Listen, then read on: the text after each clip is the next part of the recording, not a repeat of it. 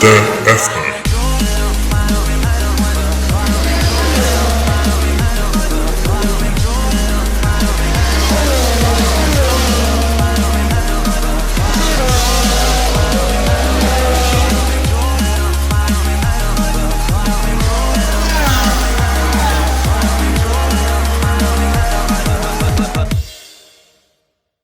Bonjour tout le monde et bienvenue à la balado-diffusion Le Bulletin F1. Je suis votre animateur Abdoussal et ceci est l'épisode numéro 4, aussi appelé l'épisode numéro Lando Norris. Pourquoi Lando Norris? Parce que c'est le numéro de course du plus jeune pilote actuellement en 2019. C'est quelqu'un qui aime les memes sur les internets.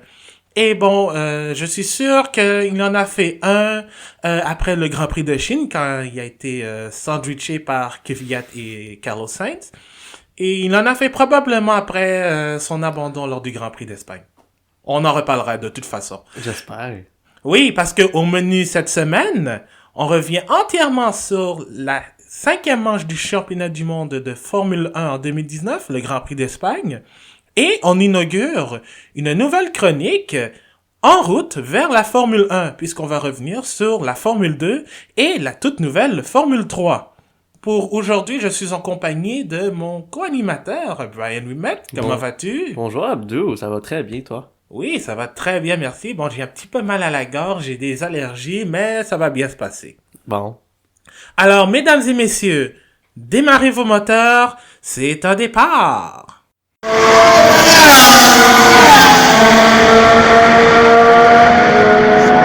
Alors, on revient sur le Grand Prix d'Espagne, 5e manche du championnat du monde 2019 de Formule 1, la première de la saison en Europe, puisqu'après on s'en va à Monaco, on fait une petite pause à la maison à Montréal, avant de retourner en France, et ensuite on s'en va en Autriche, bref, jusqu'en Italie au mois de septembre.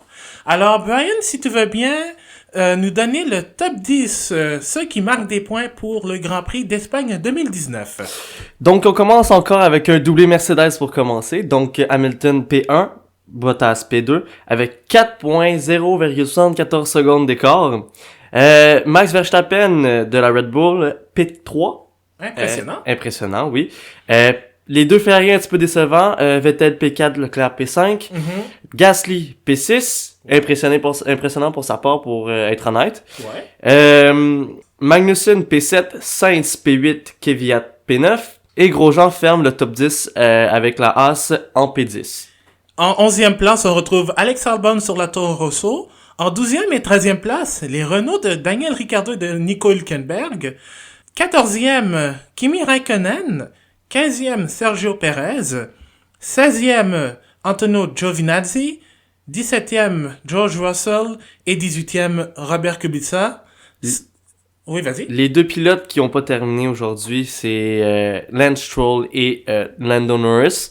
Les deux qui ont eu au 53e tour un accrochage quand même assez franc de la part de Norris. Je pense que Norris a coupé l'entrée de virage un peu trop rapidement, puis Stroll lui s'est pas pris assez large, puis il a pas pu le laisser passer, puis les deux se sont accrochés, puis ça s'est terminé au niveau du gravier.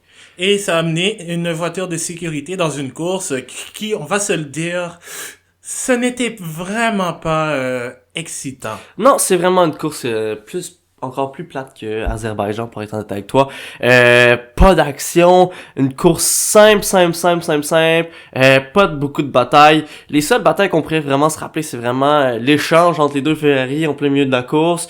Ouais. Puis ce qui est excitant aussi, l'arrêt au plus vraiment manqué des Toro Rosso. Oh, ça, on va en reparler parce que ça aurait pu donner un double. En fait, on aurait pu voir les deux Toro Rosso dans le top 10, mais ça, on en reparlera lorsqu'on va faire le tour des équipes. Puis... Brian, je vais te demander, même si tu as regardé la course un peu plus tard que moi, ouais. Quelles sont tes performances, contre-performances du jour, ainsi que le moment cocasse? Ma performance du jour, littéralement, c'est mon coup de cœur, c'est Max Verstappen. Il a été, il a été vraiment simple comme pilote. Il a pris les opportunités dès le départ. Il a il a gardé ça clair, comme on savait tout ce qui s'en allait, puis c'était pour le P1. On sait qu'il n'y a pas la meilleure voiture, on sait que il y a encore de la compétition qui se fait entre Red Bull et Ferrari, mais on peut vraiment voir que Verstappen c'est un pilote de niveau, même s'il est jeune, même s'il manque encore de maturité, on peut voir que il est très performant comme pilote. Mes contre-performances, encore là, je vais encore revenir à la semaine passée, ça va être mon même choix que la semaine passée, c'est les Ferrari. Les Ferrari ont été très très très très décevantes. Je trouve que les stratégies que Ferrari utilise, c'est vraiment les yeux bandés. Les yeux bandés, c'est la meilleure description que je peux donner. Si on regarde l'écart entre les deux, en plein milieu de la course, il y avait un écart de même pas une seconde entre les deux voitures, puis on voit à la fin, tu sais, ils ont un écart de 13 secondes. 13 secondes entre les deux voitures, puis tu sais, c'est pas Leclerc, c'est pas un mauvais pilote, Vettel non plus, c'est des champions du monde, puis les deux c'est des pilotes de haut calibre. Ouais. Mais on dirait que la voiture cette année ne performe pas comme on le voudrait, puis on n'a pas le mental chez Ferrari, surtout avec le départ de Maurizio Arrivabene, puis on a un nouveau team director aussi qui fait comme tout changer le processus et tout, puis c'est vraiment un processus d'adaptation, mais l'adaptation a comme, on voit que ça l'affecte le pilotage, ça l'affecte l'équipe, ça l'affecte l'écurie au complet chez Ferrari. Définitivement. Et puis, excuse-moi de t'interrompre, mais quand tu dis on prend des stratégies aux yeux bandés, là, tu sais, ça me fait penser à quoi? Ça me fait penser à quoi? Le film Bird Box sur Netflix, ou bien même là un crossover entre Bird Box puis Black Mirror Bandersnatch, là où tu prends les décisions. J'ai l'impression que c'est ça que fait un peu à l'aveuglette aussi, tu vois. À l'aveuglette. Puis moment cocasse de la course, j'en ai deux. Ah oui? Définitivement Toro Rosso. Les pilotes étaient exceptionnels, mais je pense qu'il y a eu une mauvaise synchronisation entre l'équipe au puits et les ingénieurs de course. Lors du premier arrêt au puits, des deux Toro Rosso, il y a eu un call-up qui a été fait pour les deux voitures. Ouais. Une après l'autre. Ça a été, je pense que ça a été Kvyat, puis ensuite ça a été Albon qui est rentré. Kvyat quand il est rentré, je sais pas ce qui s'est passé, les pneus étaient pas prêts. Kvyat est resté là en attente pendant facile 4 à 5 secondes de plus qu'est-ce qu'il fallait. Ouais.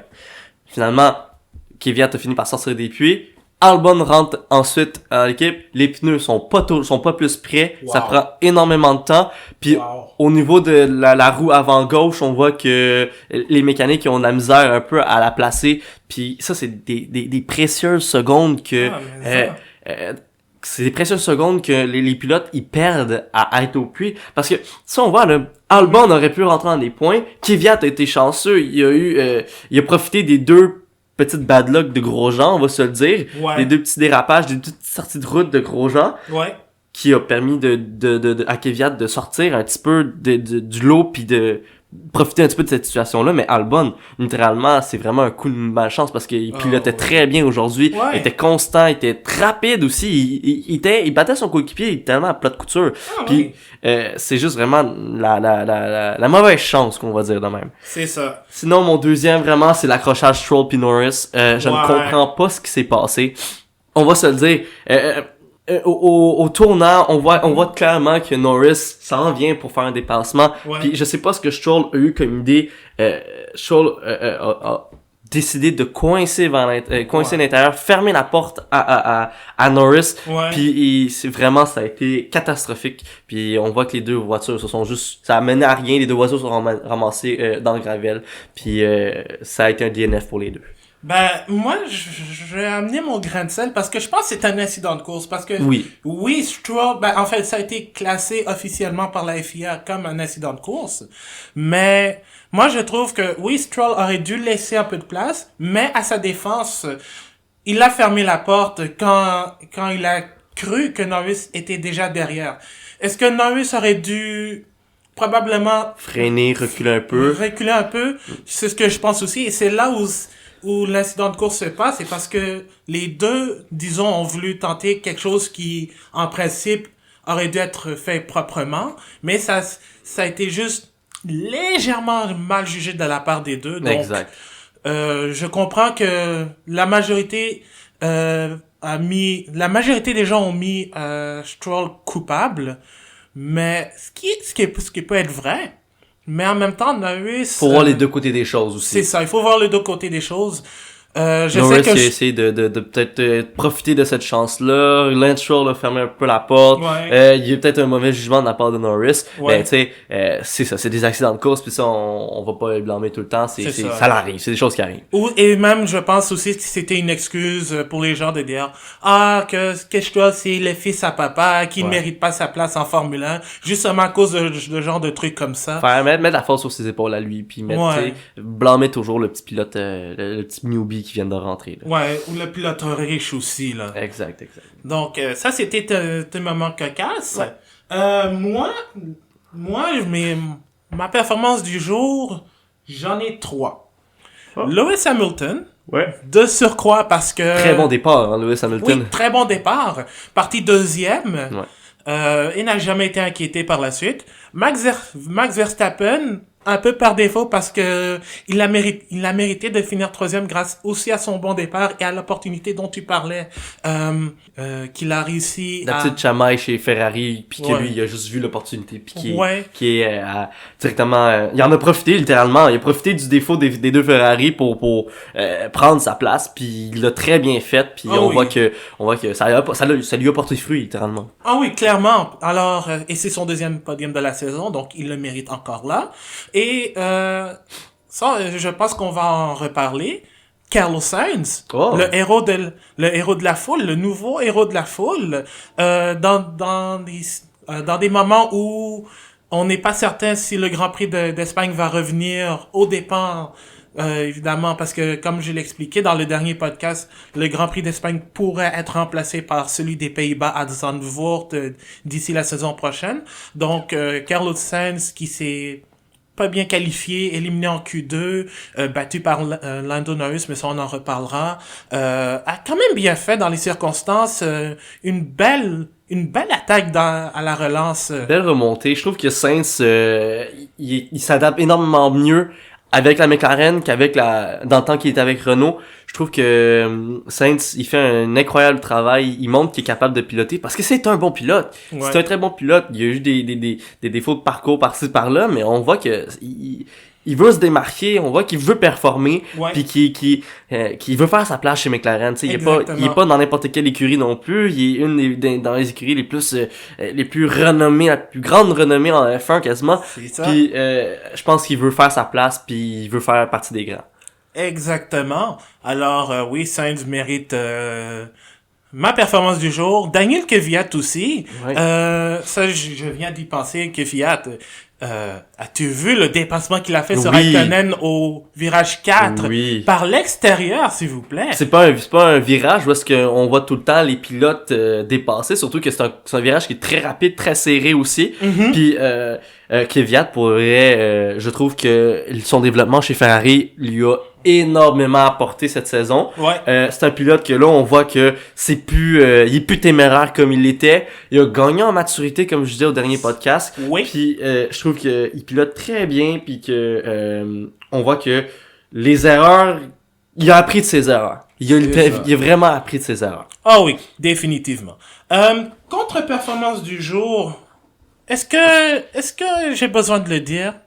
Je penserais pas, mon cher. Je pense qu'on est capable de tout se faire une idée sur qui t'as... Ouais. Les rouges. Les rouges.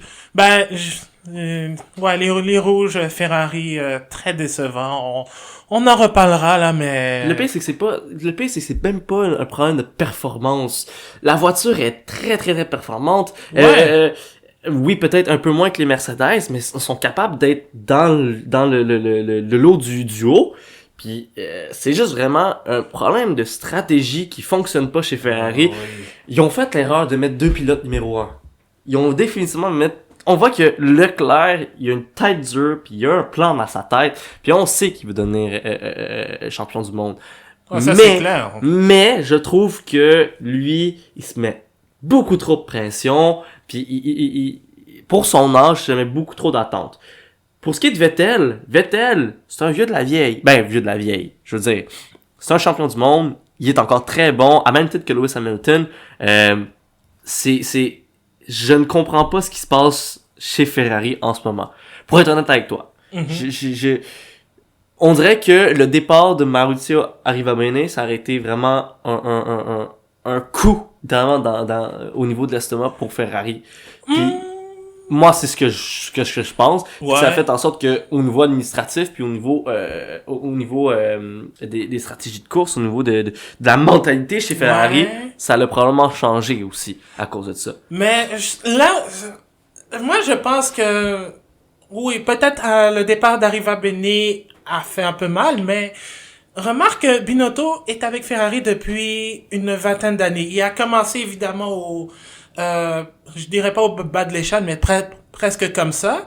Puis il a gravi les échelons. Il a travaillé avec Michael Schumacher. Il a travaillé dans la Dream Team avec Ross Brown et Jean Todt, qui est aujourd'hui le président de la FIA. Il a vu passer les grands pilotes. Il a évidemment travaillé avec Fernando Alonso. Donc il connaît un peu la stratégie. Il connaît un peu comment ça fonctionne chez Ferrari. Mais là, le truc, c'est est-ce qu'il est capable de l'appliquer maintenant qu'il est à la tête de la plus grosse écurie de Formule 1 au monde? Parce qu'il a été directeur technique, donc il a la connaissance que Maurizio Arrivabene n'a pas. C'est la connaissance technique. Donc, est-ce qu'il se met lui aussi de pression comme avec Leclerc? Peut-être. Mais je pense que parce que n'oublie pas aussi que lors des 2 dernières années, 2017-2018, Ferrari était vraiment dans la boîte de vitesse de Mercedes. Elle était capable de rivaliser. Oui, vraiment. Mais c'est surtout des problèmes de stratégie qui les ont... Puis des petites bad luck par-ci par-là. On se rappelle au Hockenheimring avec Vettel qui menait la course, puis qu'une petite erreur de course l'a fait sortir littéralement dans une plate-bande. C'est des petites erreurs comme ça qui font perdre des précieux points pour le championnat. Là. Ah ouais, puis maintenant, regarde, ils sont à 96 points de Mercedes. C'est rattrapable. C'est rattrapable, mais encore là, est-ce que Ferrari vont, dans les prochaines évolutions moteurs, dans les prochaines ajustements au niveau aérodynamique, est-ce que ça va contrebalancer le fait que Mercedes, faut vous dire Mercedes, c'est pas parce que Ferrari évolue que Mercedes évoluera pas non plus. Ouais. Tu sais, est-ce que Ferrari va être capable de compenser le manque qu'ils ont créé avec Mercedes? C'est ça. Et écoute, avec ce qu'on a vu en Ligue des Champions au soccer, avec mon Liverpool qui a réussi à remonter, qui a marqué 4 buts contre Barcelone pour les battre 4-3 au cumulatif des buts, c'est possible pour Ferrari de revenir. Il reste encore une quinzaine de courses à la saison. Sur 21. Sur 21. Donc il reste 16 courses encore. C'est ça, il reste 16 courses. C'est pas encore fini. Pas encore perdu. Non, c'est pas perdu du tout. C'est juste que, tu sais, on sait jamais ce qui peut se passer dans une écurie aussi. Hein. On sait pas, peut-être qu'un jour, ils vont décider de mettre, je sais pas moi, Vettel dehors, dans une autre écurie. Mais ça arrivera pas. Ça arrivera pas, mais... Vraiment, on sait pas ce qui peut se passer. Si Leclerc fait pas le job, on sait qui s'en va on sait quasiment qui s'en va chez Ferrari après. Ouais, mais je sais, si tu parles de cette personne, je sais pas, il est pas encore prêt. Ben, écoute, peut-être qu'il est pas encore prêt. Mais... Probablement... tu parles de Mick Schumacher? Non. Non? Je parle de Verstappen. Verstappen puis Mick Schumacher, c'est deux pilotes montants. Ouais. Qui seraient peut-être capables de remplacer un certain Charles Leclerc s'ils ne font pas le travail. Je pense pas que Ferrari voudrait sacrifier Leclerc. Mais c'est clair que Ferrari a Leclerc depuis longtemps dans le Junior Team. On a vu l'évolution avec Leclerc puis Jules Bianchi durant des années, mais on voit que peut-être, admettons là, Vettel, un petit bad luck chez Vettel, on peut savoir qui va monter, qui va prendre sa place. Ouais, mais ça c'est à suivre. C'est à suivre. Et pour compléter, parce que j'ai un moment cocasse, en fait j'en ai 2, moi aussi. Moment cocasse, ça personne ne l'a remarqué, à part, c'était pas diffusé, mais c'était sur internet. Les écrans de télé de la salle de presse se sont éteints en pleine course. Pour de vrai? Ouais, je te jure. J'ai regardé des tweets de journalistes qui étaient dans la salle de presse, puis genre, t'avais une t'avais une photo de 15 écrans de télé complètement noirs. C'est quoi la raison? Je sais pas, probablement un problème électronique ou quelque chose du genre, là. Ok. Mais quand ça tombe durant une course qui n'avait pas beaucoup d'action, en fait, la première partie où il y avait pratiquement rien, je pense, ça a fait un peu de bien, mais c'était drôle quand même. L'autre aussi, c'est je pense, le vendredi, lors des essais, t'as Tom Stallard, l'ingénieur de course de Carlos Sainz, qui dit "Hello Darren, it's Tom."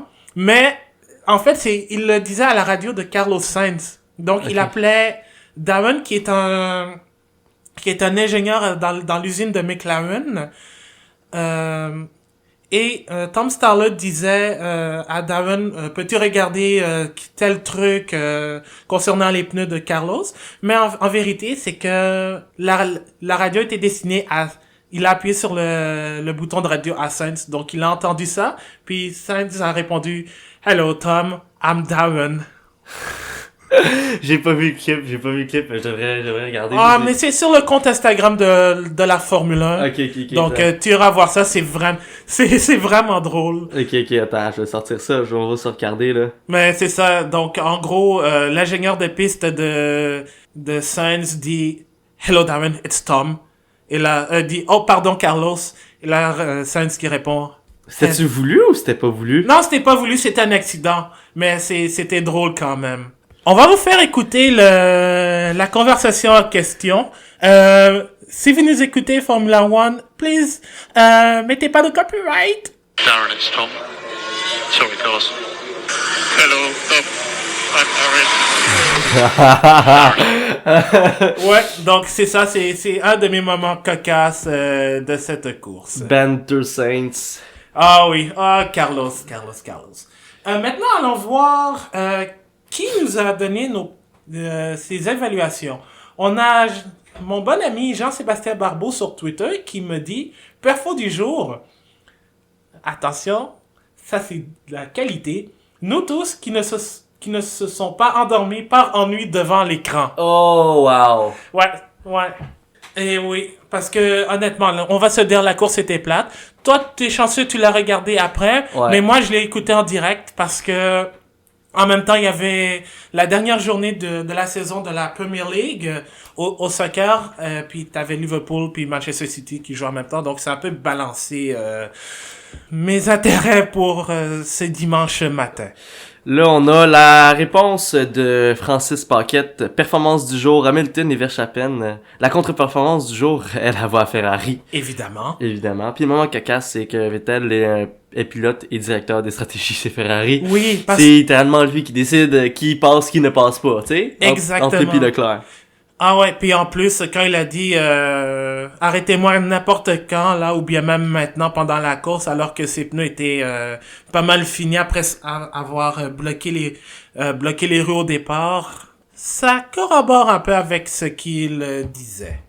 Alors, maintenant, nous allons passer à la revue des écuries. On a parlé en long et en large de Ferrari, donc on a une écurie en moins. Encore une fois, parce que sérieusement, cette écurie, on comprendra pas, mais on va parler de celle qui a bien fait, encore une fois, pour la cinquième fois. Un cinquième doublé consécutif, Mercedes. Hamilton qui a gagné, Valtteri Bottas deuxième. Non seulement Hamilton gagne, mais il obtient finalement le point boni pour le meilleur tour en course. J'ai comme une relation amour et haine avec Mercedes. Ah ouais? Laisse-moi t'expliquer. Ok. Mon amour pour Mercedes, c'est que c'est une très belle institution, c'est une très belle écurie, ils sont performants au bout, c'est les meilleures voitures qu'ils ont sur le terrain pour toutes catégories confondues, Formule 1, tout. Ouais. Et tu conduis une Mercedes d'ailleurs? Je conduis une Mercedes d'ailleurs, puis je peux vous dire littéralement que c'est les plus belles voitures, c'est les voitures allemandes, c'est les voitures performantes, sont simples, sont minimalistes, mais ouais. La performance est de haut niveau. Mais moi, ce que j'aime pas chez Mercedes, c'est que ils ont fait la même guerre qu'avec Nico Rosberg, mais deux pilotes qui veulent le championnat, qui ont la voiture pour le championnat, puis que ils ont toujours une préférence pour Lewis Hamilton.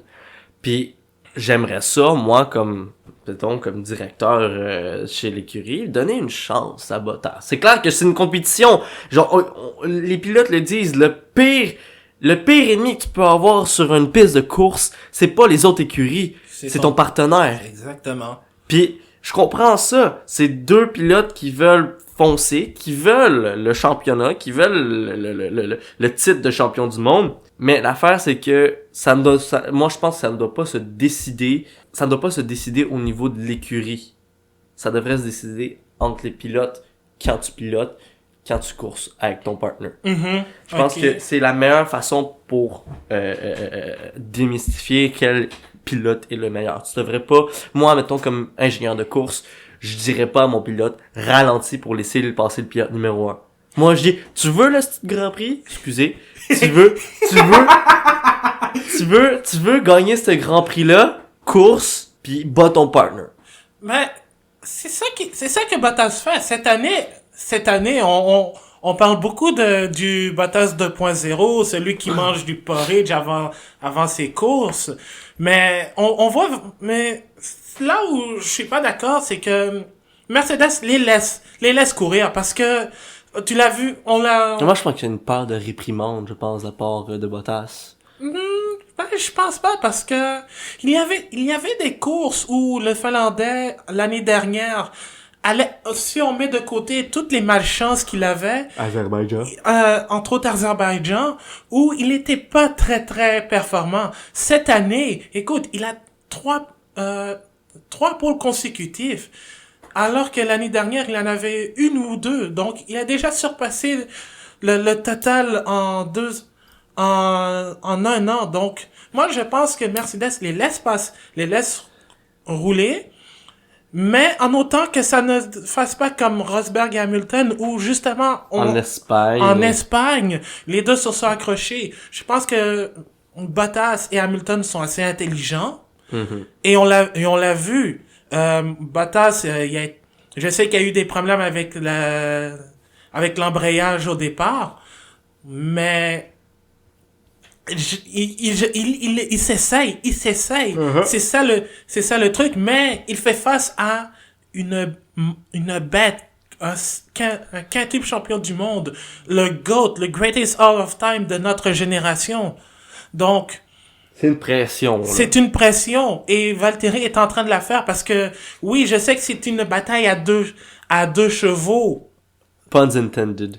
Mais je pense que Bottas, cette année, a haussé son cran. Et, oui, il va devoir faire attention à Hamilton pour ne pas qu'il fasse d'accrochage. Mais moi, je pense que c'est sa dernière année de contrat aussi, hein. Oui, c'est vrai. Oui, c'est sa dernière année de contrat, puis je pense qu'aussi, il y a une raison pourquoi il veut performer, c'est que, je pense que, rendu là, Bottas, il a rien à perdre. Si, par exemple, il y avait plus de contrat à la fin de l'année, au moins, il sortirait de là champion du monde.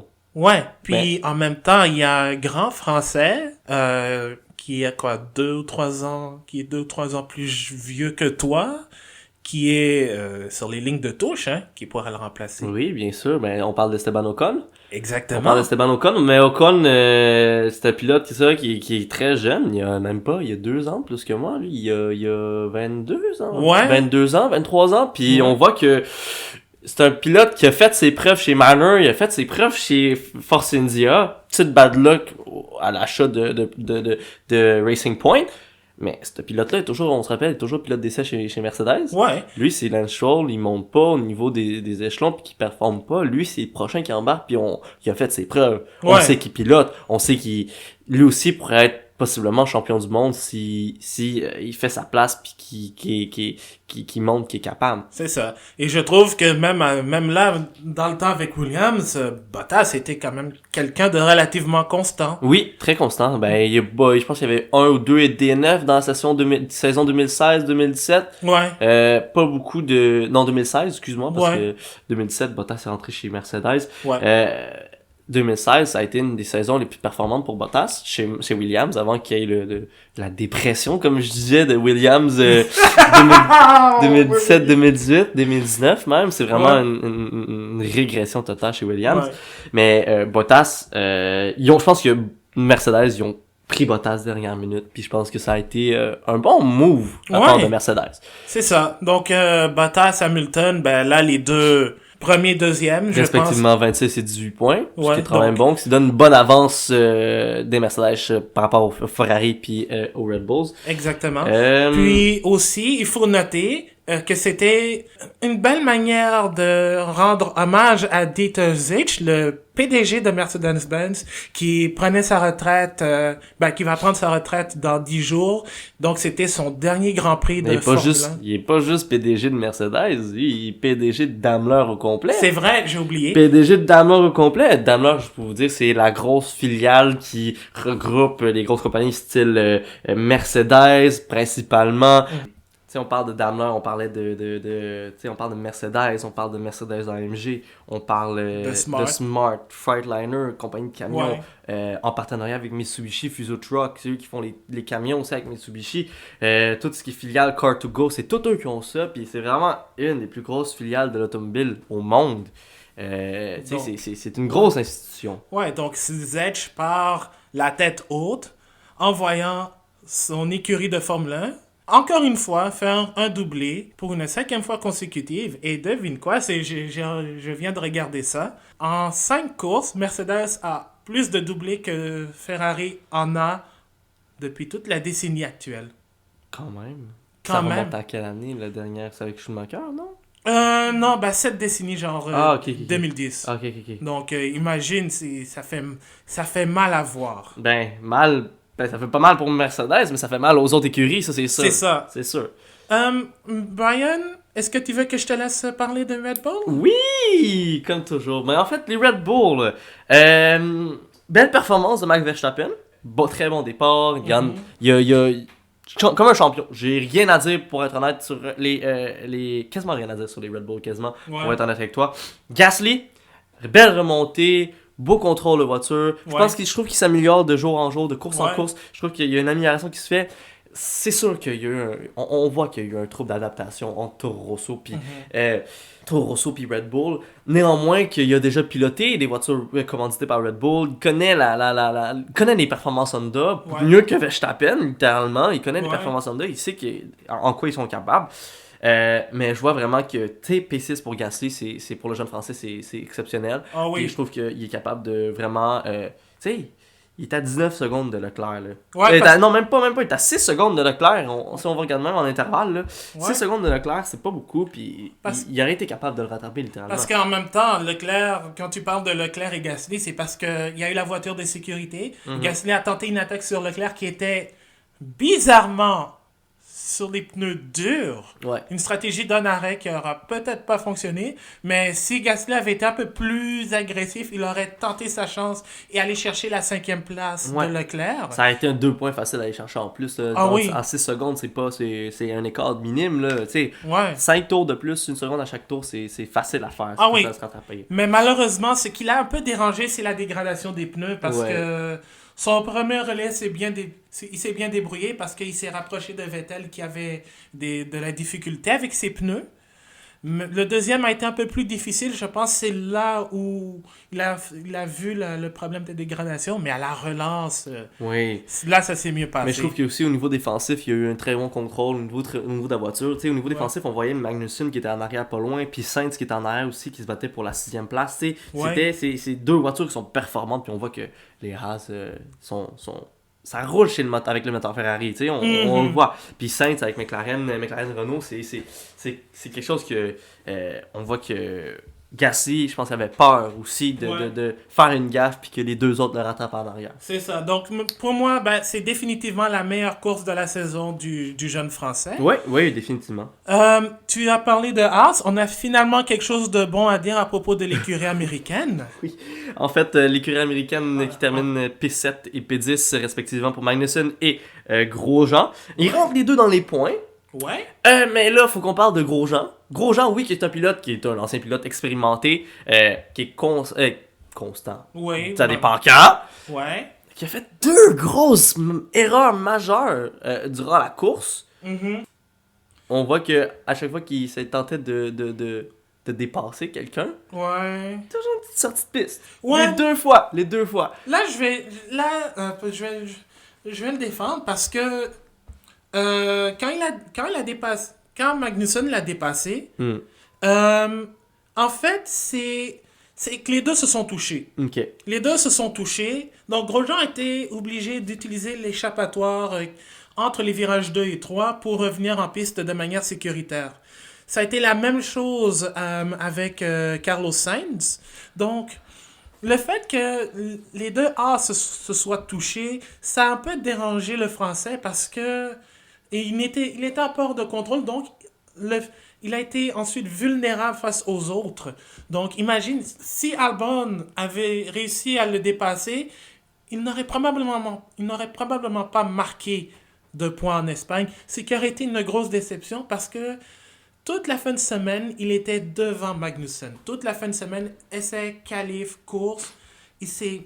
Il a finalement eu une belle épreuve. Probablement celle qu'il aurait pu avoir en Australie n'eût été du bis repetitis d'Australie avec l'arrêt au puits. Australie 2018, je parle. Mais ça fait du bien de revoir les deux As marquer des points. C'est sûr que peut-être ça aurait pu être 7 et 8. Moi, je pense que là où Haas aurait dû mieux contrôler ses pilotes, c'est de garder les positions. Comme ça, tu pars avec le plus de points et là, tu commences vraiment ta saison à partir de là. Puis tu te concentres sur Monaco où tu pourrais avoir une chance. Et Brian acquiesce. Toro Rosso! Oui, Toro Rosso avec Dani Kvyat 9e et Alexander Albon 11e à la porte des points. Ils ont eu une belle course, ça il faut que je te l'admette, il faut Ouais. que je te le dise, ils ont eu une très très belle course, mais l'arrêt au puits qu'ils ont eu, Ouais. quelle chose horrible qui ne devrait jamais se produire. Ils mettaient une comparaison, j'avais vu sur Instagram, une comparaison entre l'arrêt au puits des Mercedes Exactement. en Azerbaïdjan. C'était en Chine. En Chine, Oui. le 2-2? Oui, en Chine. Oui, c'était en Chine, c'était en Le, Chine. le quick 1-2 de Mercedes, Ouais. puis la catastrophe de Toro Rosso, Oh, wow. c'était horrible! Juste pour mettre en contexte, l'arrêt au puits avait été fait. La demande d'arrêt au puits avait été demandée par les ingénieurs de course de Kvyat et Ouais. de Albon en même temps. Mais je pense qu'il y a eu une mauvaise communication entre les ingénieurs au puits puis l'équipe de mécanique Ouais. chez Toro Rosso. Quand ils ont vu Kvyat rentrer au puits, ça a été la catastrophe. Ouais. Les pneus étaient pas prêts, le matériel était pas sorti, l'équipe était pas prête à recevoir les deux voitures ensemble Ouais. aussi. Faut le dire, les deux sont rentrés une après l'autre. Mhm. Kvyat, quand est arrivé, sortir les pneus, le Jack et le char, changer les pneus, redescendre la voiture, puis la faire partir. C'est 4, comme je dis à Doux, c'est 4 à 5 secondes de perdu, Ouais. de temps précieux perdu. Puis il y a aussi Albon, son arrêt au puits n'était pas mieux. Son arrêt au puits était pas mieux. Ouais. Quand il y a eu la sortie des pneus, les pneus ont été mis rapidement, oui, Mhm. mais il y a le pneu avant gauche Ah, qui, ça, était je l'avais pas vu. qui était problématique. Une des raisons pourquoi Albon est parti 2-3 secondes plus tard que prévu, Ouais. c'est que le pneu avant gauche, il était pris, littéralement. Il voulait pas s'arrimer comme il faut sur la jante. Mhm. Puis on voit clairement que l'équipe de mécanique ont énormément de misère. Puis je voyais les comparatifs, comme je te disais tantôt sur Instagram, Oui. entre Mercedes puis Toro Rosso. Ouais. C'est pas la même game, puis on le voit tout de suite. Oh oui. Et je pense que c'était pendant l'intervention de la voiture de sécurité après l'accrochage. Oui. Norris Stroll. C'était durant le Virtual Safety Car que tout le monde était au ralenti quasiment. Mais Mhm. ça, tu sais, tu perds des positions pareilles. La Ouais. relance, c'est pas pareil pour tout le monde. Tu sais, on sait toujours que c'est le premier qui dicte la cadence. Ouais. Puis, tu sais, c'est pas. Et je pense que Albon, à un moment donné, était revenu derrière Sainz qui, après, ce dernier a fait une grosse charge pour aller chercher la 8e place. Exact. Après Sainz, quand il voyait que Albon le collait un petit peu aux fesses, lui, il a pas perdu de temps. Puis, pour vrai, c'est là que je pense que Sainz s'est réveillé durant la course. Ah oui. Quel dommage, mais en tout cas, Kvyat, j'en ai parlé. Belle performance. encore une fois, en Q3 pour le russe, Ouais. vraiment, tu en as parlé un peu plus mature. En course aussi, a réalisé de beaux dépassements. Celui sur Raikkonen par l'extérieur du virage 4. Aussi, il y en a un sur Grosjean. Oui. Virage 3. Virage 3 aussi. Sinon, tu sais, on voit que Kvyat, peut-être, éventuellement, un jour, si par exemple Verstappen ou Gasly décident de quitter la formation Red Bull pour une écurie plus performante, par exemple Ferrari, comme je disais au départ, peut-être que Kvyat prendrait peut-être la place chez reviendrait chez Red Bull, ferait un retour chez Red Bull. Espérons que ça fasse pas comme 2016. comme 2016, exactement. Ouais, mais avec des si, on mettrait Paris en bouteille. Ouais. Donc, là, on va parler des Renault. Renault. Mais avant de parler de Renault, on peut parler de l'écurie qui a fini 8e.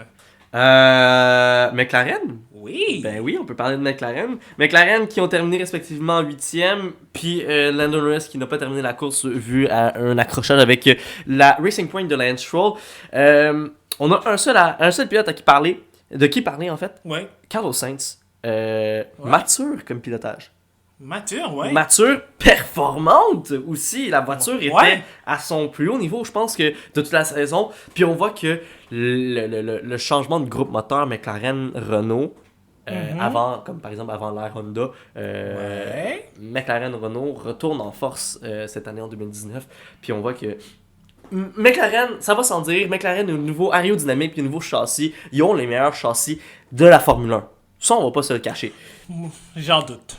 J'en doute. Moi, j'ai toujours eu comme impression que au niveau performance aérodynamique, ça compétitionnait avec le Red Bull, ça compétitionnait avec Ferrari, ça compétitionnait avec les Silver Arrows. Puis je trouve que le seul défaut chez les McLaren, on s'entend, c'est le moteur. Le groupe motopropulseur de McLaren, ça a toujours été un petit problème. On a connu ça avec les Honda. Ouais. On a connu la belle époque avec Ayrton Senna, avec les moteurs McLaren Honda. C'est l'ère la plus sophistiquée de McLaren, la plus performante de McLaren. Et après ça, il y a eu McLaren Renault, qui a été so-so, on va se le dire. Ouais. Il y a eu l'échec lamentable avec le regroupement encore McLaren Honda. Ouais. Puis là, on a le retour McLaren Renault, puis on voit que il y a peut-être des petites améliorations qui ont été faites. Ouais. Petits ajustements qui ont été faits, puis je trouve que la voiture a été très performante. Un beau P8 pour Carlos Sainz. Ah oui, puis en plus, on en parlait aussi. Belle remontée après la sortie de la voiture de sécurité. Oui. Un dépassement un peu osé, corsé sur Romain Grosjean. Ouais. Lando Norris, à l'inverse. Ah oui, puis aussi, Carlos Sainz continue de marquer des points en Espagne. Depuis 2015, depuis qu'il est en Formule 1, en fait, il a marqué des points à toutes les courses à Barcelone. Mais pour la première fois, il a été battu par son coéquipier en qualification, qui est Lando Norris. Oui, mais je pense que aussi Carlos Sainz a eu des petits problèmes au niveau de qualification, puis je pense qu'il était pas sur la même stratégie non plus. Non, c'est ça. Puis Norris était peut-être plus un rapport performance, un peu plus un rapport de vitesse sur des longues distances, puis avec un aérodynamisme un petit peu moins avec une, comment dire, avec moins de points de portance, un petit peu plus, moins de downforce un peu, contrairement à Carlos Sainz, qui l'a probablement désavantagé aussi au niveau des qualifications. C'est ça. Puis Lando Norris, bon, il a abandonné avec l'accrochage avec Stroll, incident de course, mais malheureusement, sa course n'a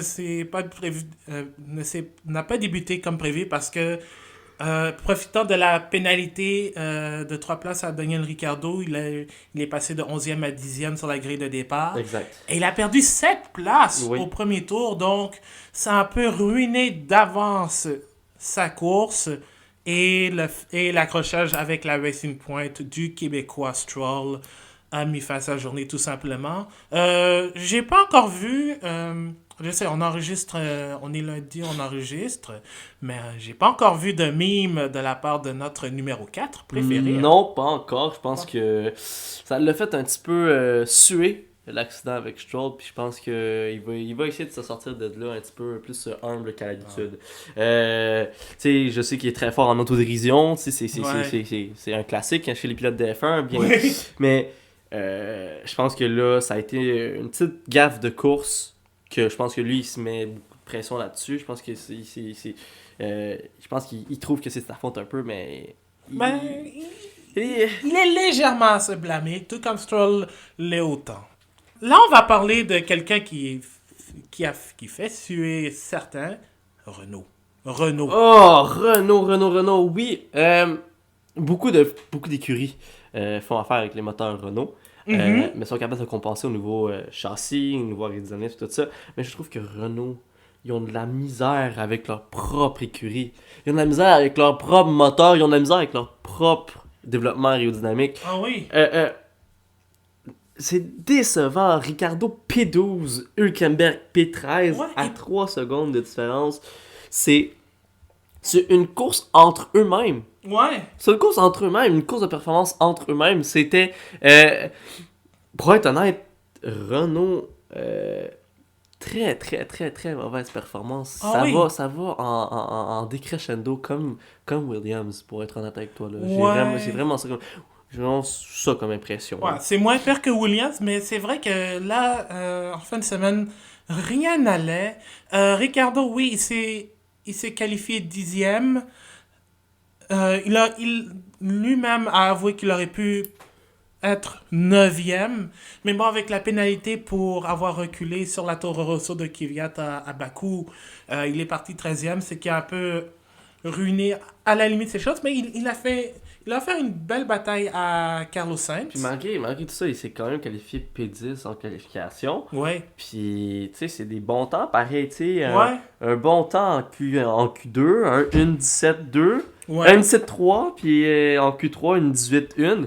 Tu sais, c'est des bons temps, mais... Ouais, relativement bon. Pas assez pour performer. On voit que, tu sais, entre son ancienne écurie puis son écurie en ce moment, tu vois, Verstappen, une 16-3, puis lui, il est à une 18, c'est quand même 2 secondes d'écart. Deux bonnes grosses secondes d'écart entre les deux pilotes, là. Et pourtant, excuse-moi de te couper, Renault avait amené une évolution moteur, tout comme Ferrari. Exact. Mais... Ça n'a pas fonctionné parce que tu regardes. Non. Il était en lutte pour des points, mais la stratégie a été tout simplement ratée. Et d'un autre côté, tu as Nico Hülkenberg qui a fait une erreur en Q1. Ouais. Grosse erreur. Ouais, grosse erreur qui se retrouvait dans le mur au virage 4, a endommagé son aileron avant.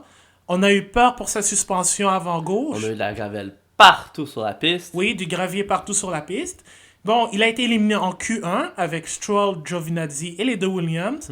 Et en plus, il a été obligé de partir de la ligne d'épée parce qu'ils ont dû changer non seulement l'aileron avant, mais des éléments du groupe propulseur. Ça n'a rien fait. Il finit derrière son coéquipier. Et là, Renault est obligé de se gratter la tête pour savoir qu'est-ce qui s'est passé. Et là, Ricardo, qui a signé avec une écurie avec l'ambition de les amener vers la 4e place, à la limite se battre contre Red Bull. C'est pas le cas du tout. C'est pas le cas. C'est Haas qui s'en sort gagnant là-dedans. C'est Haas légèrement, mais aussi McLaren. Toro Rosso quand ils ne font pas d'erreur. Puis Racing Point quand ça va bien. Ah, parlant des Racing Point. Ah oui. Qu'est-ce qui s'est passé? Ouais, parce que, honnêtement, on a depuis le début de la saison, on a dit, bon, Racing Point va amener sa nouvelle mouture, son nouveau châssis avec les nouvelles mises à jour et tout en Espagne. Mais ça n'a pas fonctionné. Et P15 pour Perez en course aujourd'hui. Ouais, et Stroll, bon, il a abandonné, mais les deux Racing Point n'étaient jamais dans le coup. Et pourtant, c'est un circuit qui ne convient tout simplement pas à la RP19. C'est dommage parce que, en plus, les deux avaient marqué des points à Bakou. Perez Exact. avait fini 6e. Exact. Stroll 9e, si je me trompe pas. Oui, Ouais, 9e. oui, 9e. Et là, tu les retrouves au fin fond. C'est Décevant. décevant, mais je pense que c'est juste une question de s'adapter sur un circuit. Exact. C'est la première course avec le nouveau châssis officiellement sous Racing Point, parce qu'il y en a qui disent que bon, c'était encore la voiture Encore Force India. Force un India, peu. mais avec le package aérodynamique de 2019. Mhm. Mais écoute, là, on s'en va sur un circuit où l'aérodynamique compte encore plus, Monaco. Donc, on va voir qu'est-ce qui va se passer. Mais en tout cas, fin de semaine complètement à oublier pour Racing Point. Et une fin de semaine aussi à oublier pour l'écurie dont on parle, Alfa Romeo. Alfa Romeo, oui, P14 pour Raikkonen, puis P16 pour Giovinazzi. Je trouve que Raikkonen, il a bien coursé. Il a bien coursé, je trouve, malgré que sa position, oui, ok, il en a laissé passer une couple, mais tu sais, on s'entend que Barcelone, c'est pas un circuit pour tout le monde, hein. C'est un Non. circuit de vitesse, on s'entend. C'est un circuit de performance, puis Mhm. la Force India, Alfa Romeo Sauber, je pense qu'elle a un peu de... Elle a Ouais. eu un petit peu de difficulté à la course Ouais. de dimanche. Mais tu vois, c'est ça. En plus, Raikkonen, pour la première fois, ne marque pas de points pour l'écurie suisse. Nope. Giovinazzi, d'abord éliminé en Q1, 18e, pénalisé pour un changement de boîte de vitesse. Ça n'a pas fait grand-chose, mais disons que Raikkonen l'a dit, si je me souviens bien, il a dit que la voiture est beaucoup plus stable que les dernières courses. Mais je pense que Raikkonen, il y a un jeu comment dire, de développement chez Alfa Romeo. Je trouve que tu sais, c'est un pilote d'expérience. Il connaît les voitures, il Ouais. connaît Ferrari, Ouais. il connaît comment ça fonctionne chez la famille Ferrari. Puis le fait qu'il y ait un rôle de développement doit probablement aider énormément Alfa Romeo. Ouais. Ça m'étonnerait pas que dans un futur proche, ça soit une des écuries les plus performantes aussi, là. Ouais, ça va s'en venir. Mais en tout cas, Barcelone, ça n'a pas bien été. Puis en Non. plus, je dois me questionner sur la décision d'Alfa Romeo de faire entrer Giovinazzi tôt avec des pneus durs à un arrêt qui n'aura tout simplement pas fonctionné parce que si on élimine, il est le dernier pilote à finir sur le tour du meneur. Mhm. Donc, c'est une course à oublier. Puis en plus, à Monaco, ben, si tu veux un peu plus de stabilité, ben, tu vas être servi. Mais encore là, il Monaco, faudra c'est juste... vraiment un circuit technique. Fait que C'est ça. c'est vraiment pas avoir une voiture performante, c'est vraiment un circuit technique, un circuit de bon appui aérodynamique. Mhm. Des virages très très très serrés. Puis je pense que peut-être qu'Alfa Romeo va être capable de faire des bons temps avec s'ils sont capables de trouver un bon rapport au niveau de la transmission, trouver un bon avoir un bon moteur aussi, parce que on Mhm. s'entend bientôt ça va bientôt faire 5 courses en fait, 5 courses avec le même moteur. Ouais. Fait que là, le nouveau moteur rentre à Monaco aussi, on s'entend, soit Monaco ou soit au Grand Ouais. Prix du Canada. Puis tu sais, il va y avoir des voitures avec des nouveaux moteurs, Ouais. plus performants aussi, l'évolution moteur qui s'en vient aussi les prochaines courses, je pense. Ben, aussi. c'est ça. Ben, en fait, je pense qu'Alfa Romeo devrait profiter de l'évolution de moteur de Ferrari. Probablement à Montréal, parce que Monaco, c'est pas un circuit de moteur techniquement. Ouais, même Montréal qui est un circuit sur des longues distances, Oui. des longues droites, je pense que ça va être un avantage pour eux aussi. C'est ça. Donc, juste trouver un bon compromis entre la performance, stabilité, et Alfa Romeo va revenir dans le top 10. Williams... On n'en parlera pas, hein. Ben, on va en parler. J'en parler un petit Ouais. peu. Parce que... George Russell, bon, dans les circonstances, a bien fait. Parce que... Williams a changé a changé le châssis des pilotes. En fait, ils les ont inversés. Donc, à cause de ce qui s'est passé à Bakou avec la bouche d'égout qui a été mal vissée, qui a endommagé le fond plat de la Williams de Russell, ben, finalement, Russell et Kubica ont changé les châssis. Donc, Kubica, évidemment, s'est qualifié devant Russell qui a eu une pénalité après un changement de composante dû à sa sortie de piste lors des essais du samedi. Mais le Polonais est parvenu à finir derrière son coéquipier. Donc, c'était tout ce qu'il y avait.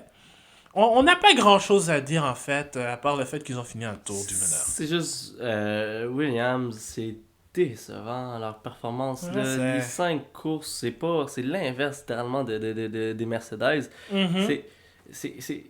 C'est vraiment la débandade totale. Là. C'est vraiment Ouais. c'est débile là, qu'est-ce qui se passe chez Williams. Je pense que Mais, on va pas mettre ça sur la faute à Claire, mais c'est une drôle de coïncidence que quand elle rentre à la tête de cette écurie-là, tout va pour le pire.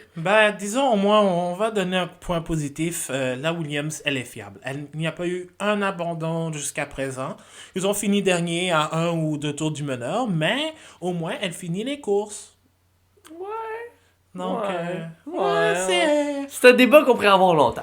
On pourra avoir longtemps, mais si on veut voir le verre à moitié plein, on va dire que la Williams, elle est fiable. Bon, maintenant qu'on a fini de parler de Formule 1, Brian, on va introduire une nouvelle chronique à la balado-diffusion du bulletin F1. Ça s'appelle En route vers la Formule 1. Pourquoi en route vers la Formule 1? Puisque lors des fins de semaine de course du championnat du monde de Formule 1, il y a des courses de soutien. On avait parlé il y a 2 semaines de Formule 2, mais là, il y a une nouvelle catégorie qui s'est introduite, et c'est la Formule 3. Donc, il y a eu ces 2 championnats qui ont eu lieu lors de la fin de semaine de Formule 1, et on va en parler en long et en large lorsqu'il y aura des épreuves, mais qui seront surtout en sol européen. Alors, nous allons commencer tout de suite avec la Formule 2, qui, après Bahreïn et l'Azerbaïdjan, s'arrêtait pour la première fois en sol européen à Barcelone. Et lors de la course 1, c'est le Canadien Nicolas Latifi au volant de la Dams qui a remporté l'épreuve. Deuxième, c'est le Britannique Jack Aitken sur Campos Racing et le Chinois Guan Yu Zhu sur la première des 2 Univirtuosi qui complètent le podium. Luca Giotto a terminé 4e au volant lui aussi de la Univirtuosi, mais n'a pas eu la course qu'il espérait. Parti en pole et obtenant les 4 points Bonnie justement parce qu'il est parti P1, il a connu un très mauvais départ alors qu'il a vu son coéquipier Zhou, membre de l'Académie de Renault, prendre les commandes de l'épreuve. Non seulement il y a eu le mauvais départ de l'Italien Giotto, mais il s'est fait taper par le Français Dorian Boccolacci sur Campos. Il a été obligé de s'arrêter au puits pour réparer les dommages et heureusement pour lui, la voiture de sécurité est venue au bon moment puisque, entre-temps, la Trident du pilote français Giuliano Alesi, fils de l'ancien pilote de Ferrari Jean Alesi, s'est retrouvé dans le sable barcelonais. À la relance, Zhou a gardé sa position aux dépens de Latifi, le meneur au championnat. Mais lorsqu'il y a eu les arrêts au puits obligatoires, parce que lors de la course principale en Formule 2, vous devez vous arrêter pour faire un changement de pneus, eh bien, il y en a qui sont restés, mais Zhou, Latifi et Nick De Vries, se sont arrêtés bien plus tôt pour avoir une meilleure performance avec des pneus qui commençaient à chauffer. Pendant ce temps, il y avait Antoine Hubert, le pilote français sur BWT Arden, aux mêmes couleurs que les Racing Point, qui était sur une stratégie de pneus prime option, se rapprochait du pilote suisse Ralf Boschung sur l'autre Trident. Et en fait, il allait dépasser pour prendre les commandes de l'épreuve temporairement. Et Jordan King sur MP Motorsport prit la 2e place. Mais il faut noter que Hubert, King et Boschung ne s'étaient pas arrêtés. Et vous aviez Zhou, Latifi et De Vries, ainsi que Aitken qui s'amenaient graduellement. Mais avec l'expérience de Latifi, Guan Yu Zhu devait faire attention, mais ne put résister à aux attaques du Canadien et dû céder le premier rang officiel, officiellement, parce que les autres ne s'étaient pas arrêtés, et il était maintenant sous la menace de Aitken pour tenter de garder sa deuxième place, ce qui ne fut pas, puisque le Britanno-Coréen de Campos Racing, Jack Aitken, le dépassa au virage 1 pour terminer deuxième. Alors Zhou termina troisième. Luca Giotto, quant à lui, revint jusqu'en quatrième place, ce qui est un baume, considérant qu'il était dernier après le premier tour. Nick De Vries termine cinquième. Antoine Hubert finit sixième. Jordan King septième. Callum Ilott a fini huitième, mais comme il a terminé huitième, il partira donc en pole position lors de la course sprint où les positions sont inversées de 1 jusqu'à 8. Sean Gellal sur la Prema Racing termine 9e et Ralph Boschung, le pilote suisse de Trident, complète le top 10 et ceux qui marquent des points. Pour ceux qui se le demandent, Mick Schumacher a terminé 15e, mais il n'eut pas une course facile ou encore moins une fin de semaine facile. Lors de la deuxième course, c'est Callum Ilott qui partait en pole vu qu'il avait terminé 8e, mais malheureusement il a perdu le premier rang étant donné que la BWT Arden Rose de Antoine Hubert s'est émissée en tête de l'épreuve avec Nick De Vries qui partait 4e. Alors, le meneur du championnat, Nicolas Latifi, a perdu sa 8e place au départ de Sean Gellal, qui l'a dépassé au départ. Mais la voiture de sécurité est arrivée tout de suite dans le premier tour lorsque la Carlin du japonais Nobuharu Matsushita a pris feu. Oui, elle a pris feu carrément. Le moteur a explosé. Les commissaires de piste ont été assez rapides pour éteindre l'incendie et heureusement, le pilote japonais s'en est sorti indemne. Mais c'était un feu qui n'était pas sans rappeler l'incendie qui a eu lieu chez Williams en 2012, tout de suite après la victoire historique de Pastor Maldonado. Tout de suite à la relance, De Vries, le pilote néerlandais, a tenté une attaque sur Antoine Hubert, mais ce ne fut pas un succès. Au tour suivant, il a inscrit le meilleur tour et il s'est retrouvé dans la zone de DRS à une demi-seconde du français. Il a attendu patiemment, l'a dépassé dans la longue ligne droite de départ-arrivée pour prendre les commandes de l'épreuve. Pendant ce temps, en arrière, il y avait Luca Giotto et Jack Aitken qui se disputaient pour une position. Giotto a dépassé Aitken pour prendre la 6e place et pendant ce temps, Guan Yu Zhou, le pilote chinois, dépassait Jordan King pour la 4e place. Et avec le dépassement de Zhou sur King, ce dernier s'est retrouvé vulnérable face à Giotto, qui prit la 5e place du même coup. Et quelques tours plus tard, Callum Ilott a pris sa revanche sur Hubert en le dépassant pour la 2e place. Malheureusement, il a dû concéder cette 2e position à Giotto, qui était beaucoup plus rapide que lui. Heureusement, il avait assez de temps pour garder sa 3e place, étant donné que Guan Yu Zhou était un peu loin. Alors, De Vries remporte sa première victoire de la saison. Luca Giotto termine 2e. Callum Ilott 3e. Guan Yu Zhou 4e. Antoine Hubert 5e. Nicolas Latifi 6e. Jordan King 7e. Mick Schumacher 8e. Jack Aitken 9e. Et Sean Gellal 10e.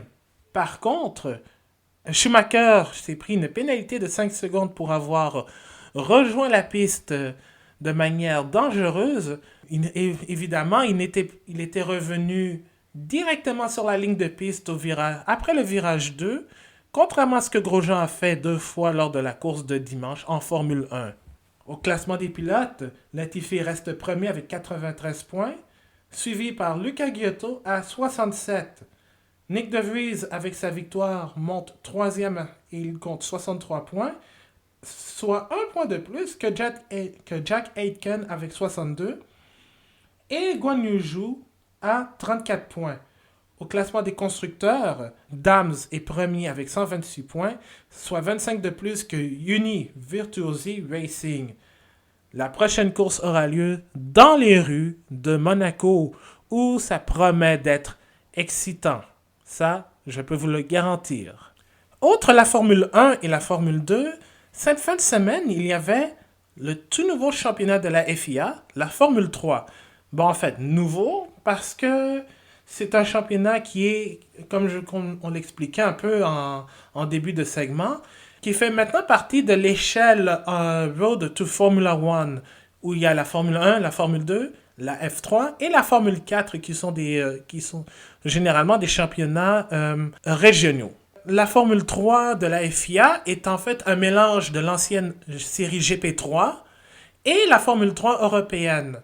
Donc on voulait vraiment uniformiser le tout avec évidemment des voitures de type Formule 3 plus modernes, avec un halo entre autres, un châssis Dallara au moteur V6 3.4 litres atmosphérique qui comporte évidemment des pneus Pirelli. Le championnat a débuté en Espagne, mais se déroulera principalement sur les circuits européens de la Formule 1. Donc, il y a eu l'Espagne. La prochaine épreuve aura lieu en France, sur le circuit Paul Ricard. Ensuite, fera un tour en Autriche, en Grande-Bretagne, en Hongrie, Belgique, Italie. Et la saison se terminera en Russie. Il y a 2 courses, la principale, ou la feature, et la course sprint qui a lieu le dimanche. La première course de la saison avec 30 voitures, oui, Brian, il y a eu 30 voitures, c'est quand même beaucoup. Hein? C'est énorme. Ben oui. C'est le pilote Robert Schwartzman qui a gagné devant Christian Lundgaard et Marcus Armstrong qui complètent le podium. Mais en vérité, ce n'était pas l'ordre exact à la ligne de départ arrivé. Brian, peux-tu nous expliquer qu'est-ce qui s'est passé? Dans le fond, le pole sitter qui était Lundgaard, qui était au départ, menait la course au départ, a eu une pénalité de 5 secondes vu un non-respect du règlement du Virtual Safety Car. Ça s'est avéré que le pilote en arrière de lui avait un écart de 5 secondes, moins de 5 secondes. Il y avait un écart de moins de 5 secondes. Puis c'est quand il est arrivé au niveau au parc fermé. Au parc fermé, un petit peu cocasse, oui. Il y a eu un échange des tableaux de positionnement qui a été fait à la fin de la course. Fait que c'était Schwartzman qui s'est ramassé premier, en fait qui a terminé premier au classement. Officiellement. Puis Lundgaard que lui a été pénalisé de 5 secondes, ce qui a fait en sorte que les temps étaient de 37-40. Au départ, c'était 37-39 pour Lundgaard, puis avec sa pénalité de 5 secondes, il s'est ramassé avec 37-44, qui a fait en sorte que Schwartzman a terminé 37-42, qui a fait en sorte qu'il a terminé premier. Et en plus, c'est pas le seul à avoir été pénalisé à cause de non-respect des règles de la voiture de sécurité virtuelle. Il y a Richard Verschoor et Tepe Natori qui ont été pénalisés de 5 secondes aussi pour non-respect de la procédure de la voiture de sécurité virtuelle. Donc, je pense que c'est quoi? Il avait pas bien ralenti selon le delta? Non, exactement. Il n'avait pas laissé son delta assez... la distance entre les deux véhicules assez grande pour la voiture de sécurité. Puis ça fait en sorte qu'il a été pénalisé de 5 secondes. Il y en avait 2 autres aussi qui ont été pénalisés pour avoir mal rejoint la piste de façon... ils ont rejoint la piste de façon non sécuritaire. Mm-hmm. Donc, Raoul Heimann puis le Chinois Yifei Ye qui ont eu 5 secondes de pénalité aussi pour ne pas être retournés sur la piste de façon sécuritaire. Ok, donc un peu... Ils ont pas suivi l'exemple de Romain Grosjean, hein? Non, vraiment pas. Ouais, c'est pour ça qu'il y a des règles en Formule 1, c'est pour éviter ce genre de trucs. Toutes les courses, il y a des règles pour ça. Ouais, exactement. Qu'on le veuille ou non, c'est ça.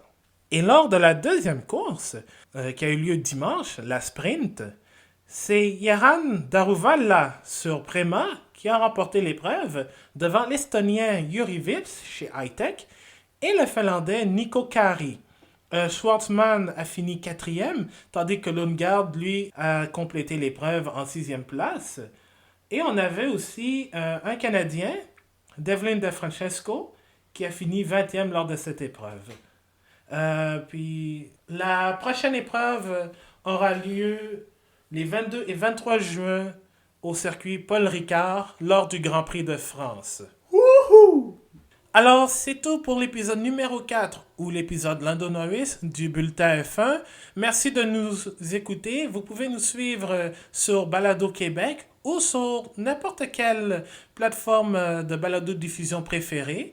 L'épisode sera aussi sur bulletinf1.com où vous pouvez aussi retrouver le bulletin de notes du Grand Prix d'Espagne. Brian, merci encore. Hein? Merci à toi, Abdou. Donc, on se revoit pour le Grand Prix de Monaco. Exact, dans 2 semaines. Dans 2 semaines. Puis en plus de ça, en plus du Grand Prix de Monaco, on va parler des 500 000 d'Indianapolis parce que tu sais pourquoi on en parle? Parce que Nando va faire partie. Oui, Fernando Alonso sera des 500 000 d'Indianapolis. Avec Marcus Ericsson aussi. Ah oui, c'est vrai, Marcus Ericsson qui sera là. Et Alonso, évidemment, est dans la chasse à la triple couronne. Donc, on reviendra là-dessus. Moi, je vous retrouve la semaine prochaine pour parler de l'actualité de la Formule 1. Alors, merci encore de nous avoir écoutés. On se retrouve la semaine prochaine. On continue toujours de rouler avec le bulletin F1.